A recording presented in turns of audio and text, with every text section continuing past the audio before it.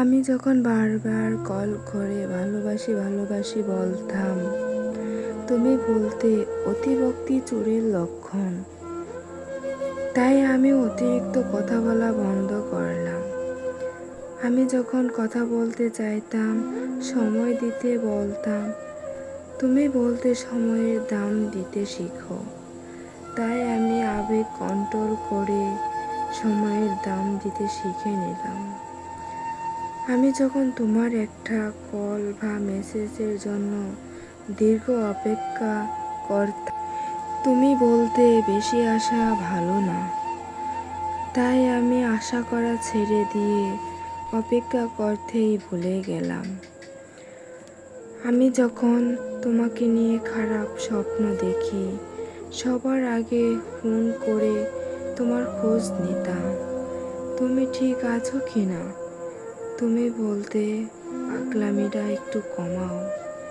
নিজেকে তাই সুস্থ মানুষ হিসেবে গড়ে তুললাম। আমি যখন না খেয়ে তোমার অপেক্ষা করতাম, এটা জানার জন্য তুমি খেয়েছো কি না। তুমি বলতে এত ন্যাকামি ভালো লাগে না।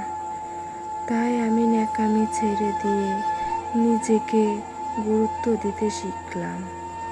আমি যখন মন খারাপ করতাম তোমার অবহেলায়, তুমি বলতে এত দুর্বল কেন তুমি।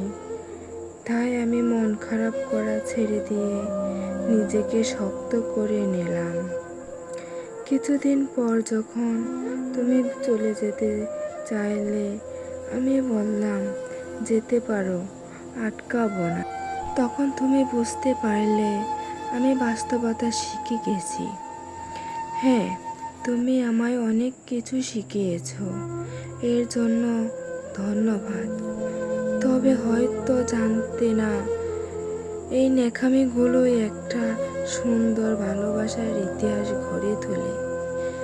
তুমি জানতে পারলে না, পাগল মানুষগুলোই মন থেকে ভালোবাসতে জানে। তুমি হয়তো জানতে না, এই ছোট্ট ছোট্ট আবেগগুলো থেকে ভালোবাসা তৈরি হয়।